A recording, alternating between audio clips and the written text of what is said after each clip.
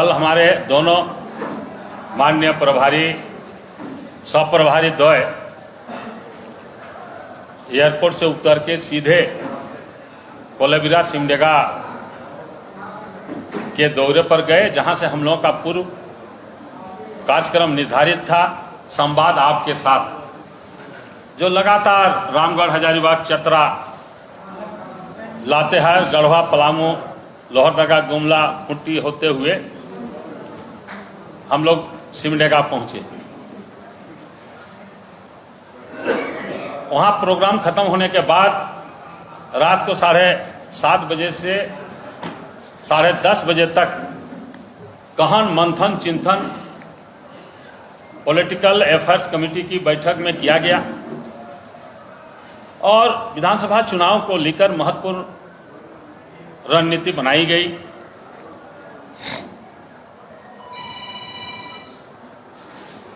Candidate के चयन के संबंध में, चुनाव के सफल संचालन के संबंध में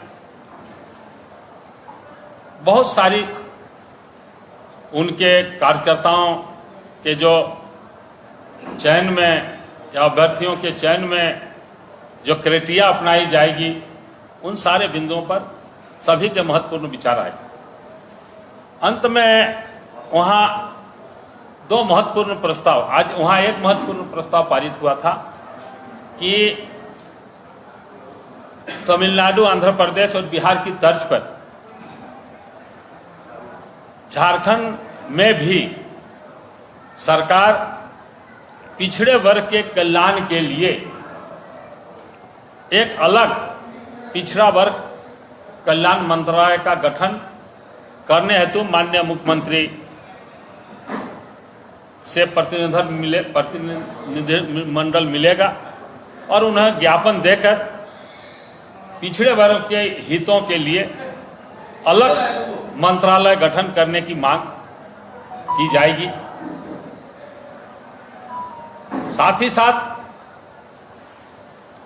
आज ये प्रदेश कार्य समिति की विस्तारित बैठक, जो पूर्ववर्ती हमारे लोग हैं, जिस तरह रांची जिला कांग्रेस कमेटी, ग्रामीण और महानगर कांग्रेस कमेटी का गठन हुआ है, उसी तरह हमारे झारखंड में जहाँ जहाँ नगर निगम कार्यरत है, चाहे वह जमशेदपुर हो, चाहे हमारा गिरिडीह हो, धनबाद हो, सभी जगहों पर महानगर कांग्रेस कमेटी का गठन किया जाए। यह प्रस्ताव हम लोगों ने पारित किया और AICC में अनुमोदन के लिए हम लोग उसको भेजेंगे। इस संवाद कार्यक्रम के तहत आप सभी देख रहे हैं कि जब से मुझे यह पदभार मिला, बराबर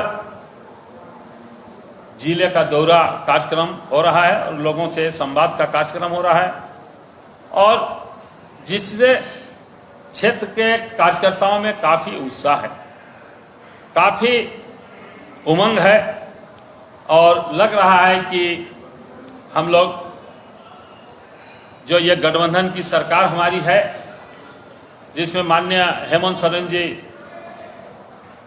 हमारे मुख्यमंत्री हैं, लगातार हर वर्गों के कल्याण के लिए योजनाएं क्रियान्वित करने जा रही हैं और आम लोगों के लिए, गांव में, कस्बों में, टोलों में, जंगलों, पहाड़ों में रहने वाले अंतिम व्यक्ति को वह लाभ मिले, ये सारी योजनाएं हैं। और हर वर्ग के लोगों को उन योजनाओं का भी जन जन तक लाभ पहुंचाना, हमारे कांग्रेस जनों सक्रिय होकर के इसमें महत्वपूर्ण भूमिका निभाएंगे।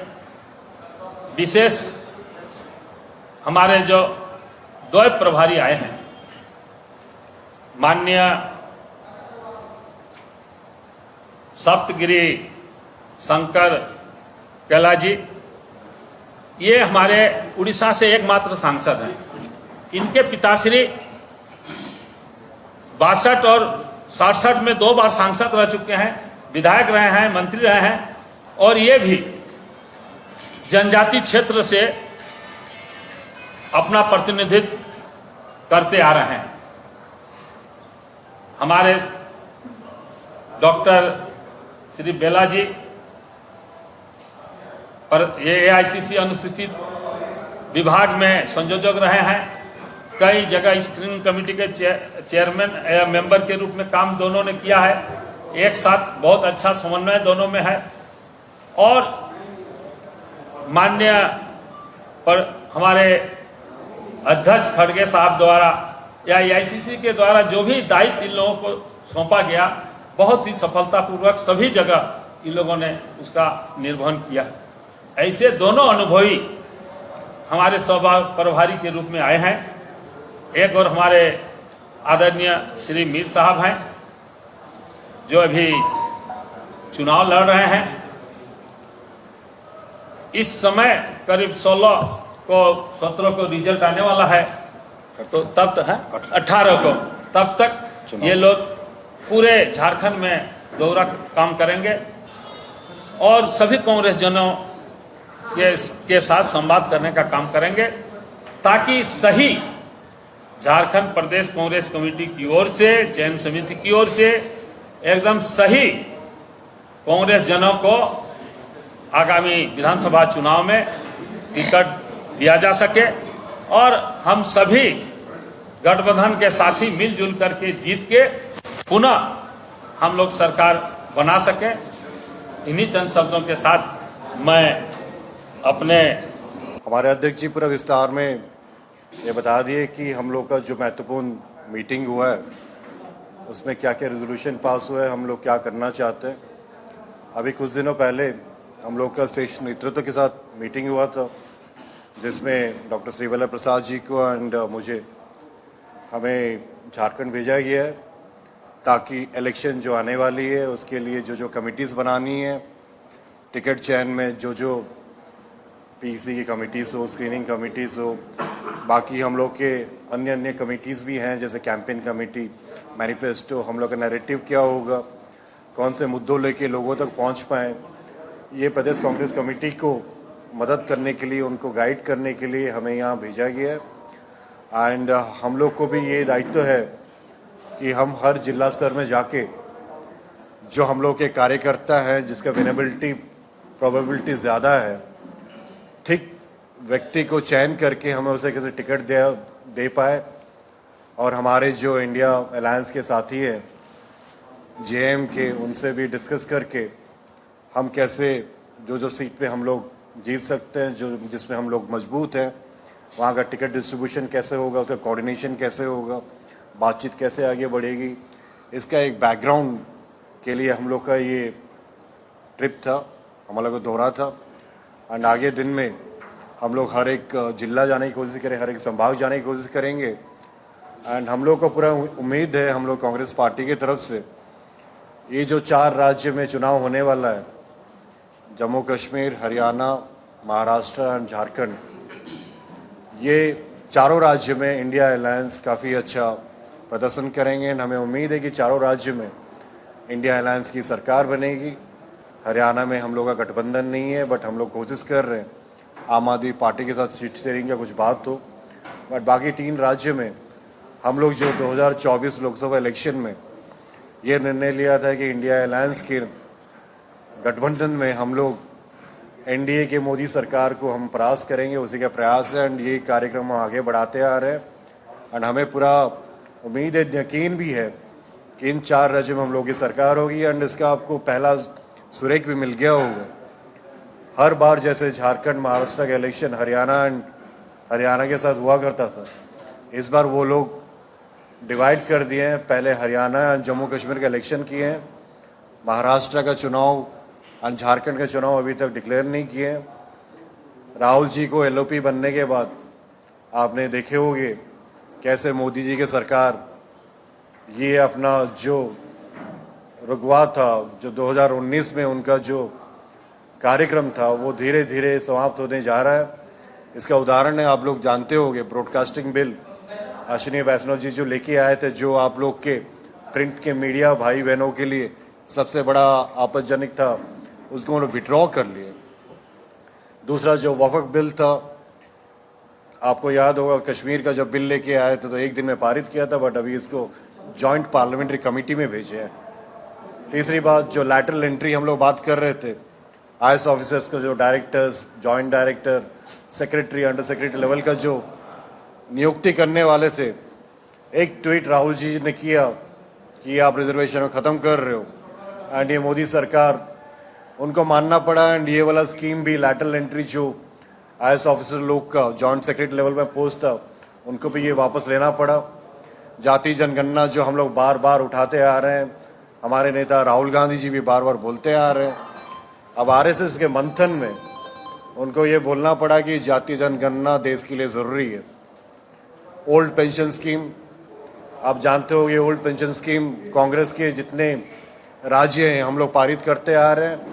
केंद्र सरकार, निर्मला सीतारमण जो कि हम सांसद हैं, हम पार्लियामेंट में उनकी बात सुनते हैं, हमेशा से ये बोलती आ रही है कि ओल्ड पेंशन स्कीम से देश का बहुत नुकसान होगा। आप लोगों को याद होगा कि UPS जो लेके आया यूनिफाइड पेंशन स्कीम, ये कुछ भी नहीं, ओल्ड पेंशन स्कीम ही है। तो ये सब चीज़ एक ही चीज़ दोहराती है कि राहुल गांधी जी के नेतृत्व में कांग्रेस पार्टी इंडिया अलायंस और मजबूत होती जा रही है। एंड ये 4 राज्य के चुनाव के बाद जो हवाई सरकार है, जो हैंडीकैप सरकार है, जो A+B² = A² + B² + 2AB का फॉर्मूला लेके मोदी जी आए थे, वो A² B² Andhra and BR² वो भी हटने वाला है। एंड ये सरकार 5 साल टिकेगी ये हमें लगता नहीं है, बट आगे देखते हैं होता है क्या। बहुत बहुत धन्यवाद। आपका कोई सवाल होगा तो हम जवाब देंगे। अगर कोई प्रश्न है तो एक एक करके उन प्रश्नों को हम लोग लेंगे।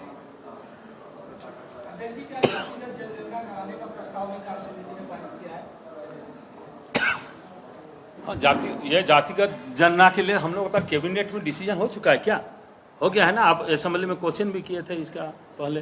नहीं, सरकार ने निर्णय करके दे भी दिया है। वो कार्मिक प्रशासनिक विभाग को उन्होंने नोटिफाई कर दिया। ऑलरेडी सरकार द्वारा नोटिफाइड है। एक एक करके ये हमारे मैनिफेस्टो में होगा, जाति जनगणना। हम लोग की सरकार आएगी तो ये काम तो हम ज़रूर करेंगे। ये एक जनरल गाइडलाइन है हर इंडिया अलायंस स्टेट्स में।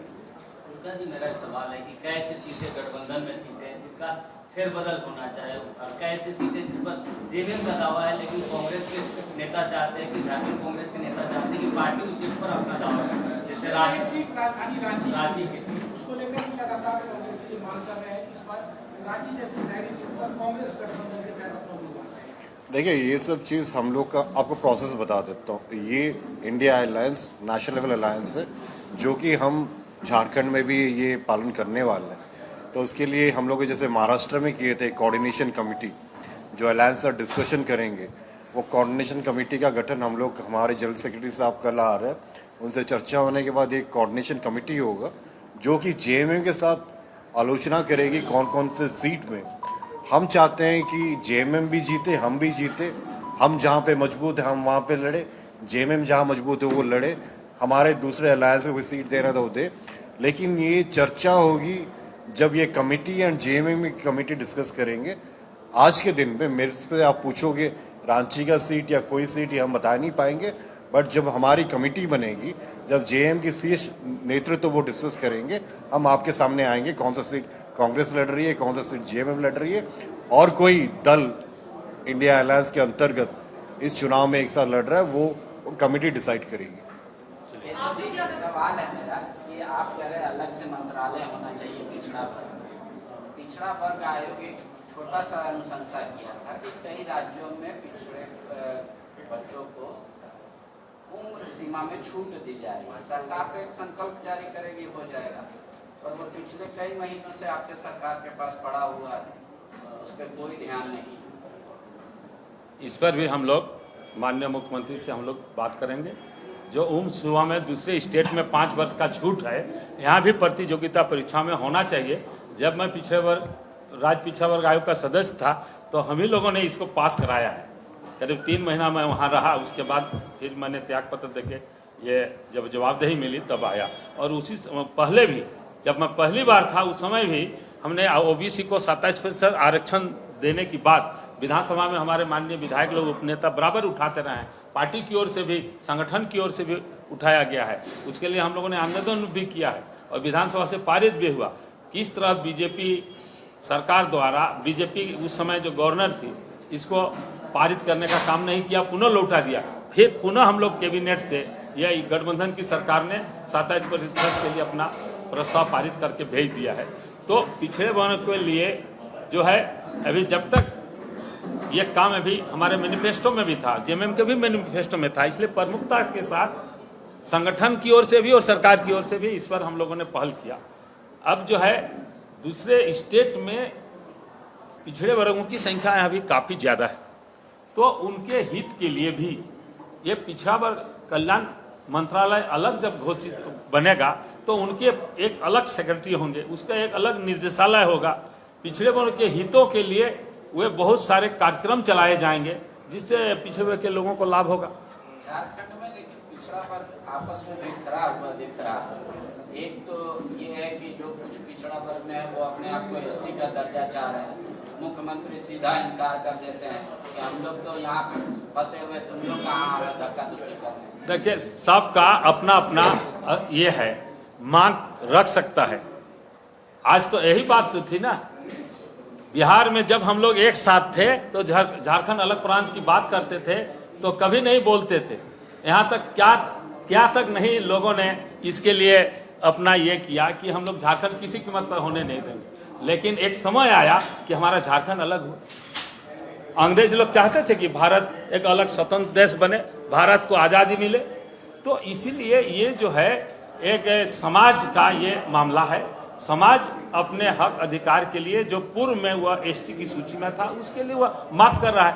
लेकिन हम जिस दायित्व पर हैं, जिस पद पर हैं, हम तो झारखंड के 3.25 करोड़ लोगों के हितों की बात करेंगे।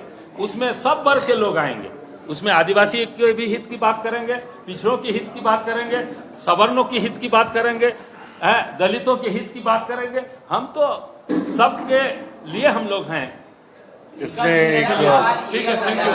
एक मिनट इसमें मैं जोड़ना चाहता हूँ। हम लोग का जो नारा है, जितनी आबादी उतनी हक, जब हम लोग कैश सेंसस करेंगे पता चलेगा कौन से वर्ग के लोग को कितना है और उतना हक देंगे, तो ये जो समस्या आप बोल रहे हो ना, एक जाति ओबीसी में दूसरी जाति में कर रहे या फिर आदिवासी दर्जा के लिए मांग कर रहे, वो थोड़ा कम हो जाएगा।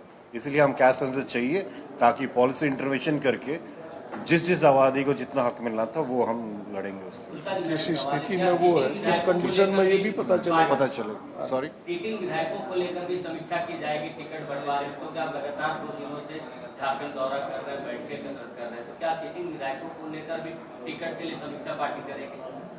नहीं, समीक्षा तो सबके लिए होगी, बट हम लोग के विधायक बहुत अच्छा काम कर रहे हैं, फीडबैक हमें ग्राउंड से मिल रहा है। अगर कुछ और है तो आप लोग बताइए, फिर हम करते हैं समीक्षा।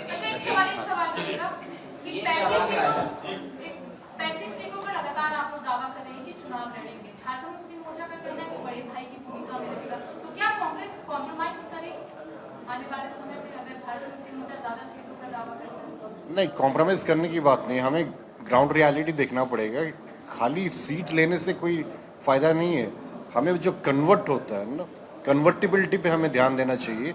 और आप देखो ये महाराष्ट्र में हम लोग लड़े थे कितना, 21 सीट में, 18 सीट में हम 14 जीते हैं। एंड शिवसेना लड़ी थी 21 सीट में, वो 13 जीती है, 11 जीती है। तो हमें कन्वर्शन में बहुत इंटरेस्ट है।